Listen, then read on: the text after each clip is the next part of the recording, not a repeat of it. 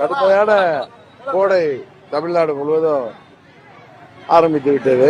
அதனால அம்மா மக்கள் முன்னேற்ற கழகம் சார்பாக எல்லா பகுதிகளிலும் நிர்வாகிகளிடம் நீர்மோர் பந்தல் திறந்து தரமான குடிநீர், மோர் போன்றவற்றை தொடர்ந்து இந்த கோடை காலம் முழுவதும் ஏழை எளிய மக்களுக்கு கொடுக்க வேண்டும் என்ற வேண்டுகோளின்படி இங்கே இன்றைக்கு எங்களது மாவட்ட கழக செயலாளர் லக்கி முருகன் அவர்கள் இந்த பகுதியிலே தொடங்கி வைக்க வேண்டும் என்று கேட்டால் அதுக்காக வந்தது.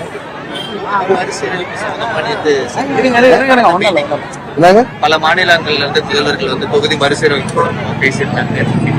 அதே சமயம் பாஜக அதுக்கு கருப்பு கொடியும் காட்டியிருந்தாங்க.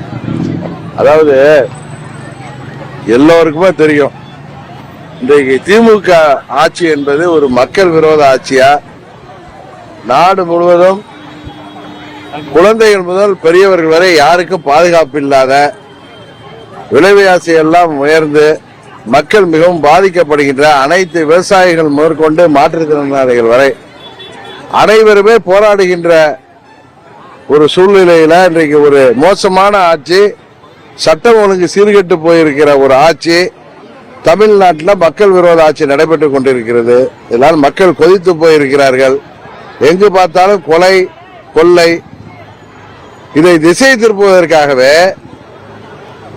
இந்த டீலிமிட்டேஷன்ல தமிழ்நாட்டுக்கு, சவுத் இந்தியாவுக்கு, தென் மாநிலங்கள்ல பாராளுமன்ற உறுப்பினர்கள் எண்ணிக்கை குறைந்துவிடும், பாராளுமன்ற தொகுதி எண்ணிக்கை குறைந்துவிடும் ஒரு பொய்யா ஒரு பிரச்சாரத்தை, இல்லாத ஒன்ன மக்களை திசை திருப்புவதற்காக இன்றைக்கு தேவையில்லாத கூட்டம் இதுதான்.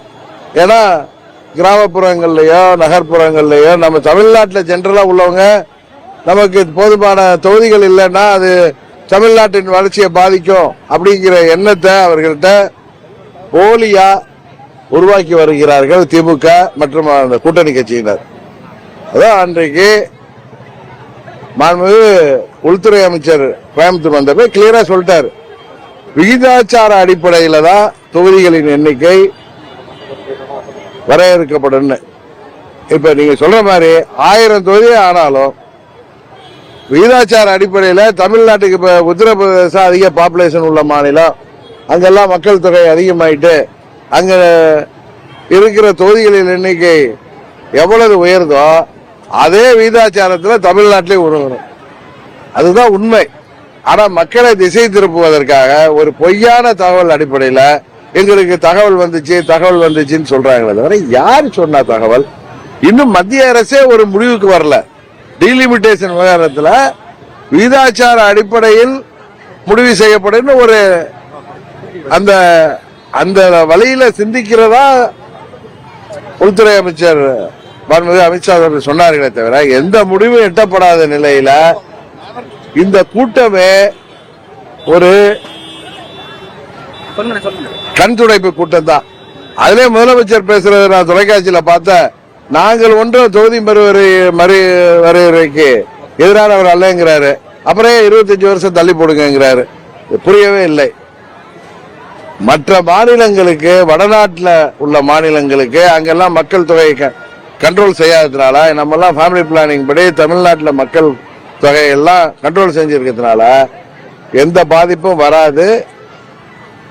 உறுதியாக வட மாநிலங்களுக்கு எத்தனை தொகுதி ஒரு மாநிலத்துக்கு அதிகரிக்குதோ அதே விகிதாச்சாரத்தில் தமிழ்நாட்டுக்கு அதிகரிக்கும் என்பதுதான் திரு அமித்ஷாஜி அவர்கள் சொன்னதன் அர்த்தம். அதான் டாஸ்மாக் ஊழல் விவகாரத்துல வந்து இனிமே திமுக வந்து எந்த இடத்துல ஊழல் நடந்திருக்குன்றத சுட்டி காட்டுங்கன்ற மாதிரியான விஷயத்தையும், அதே சமயத்துல வந்து 10 ரூபாய் 20 ரூபாய் பாட்டில் வசூலிக்கக்கூடிய விஷயங்கள் எங்க நடந்துட்டு இருக்கு, எம்ஆர்பி ரேட்ல தான் விற்கிறோம்.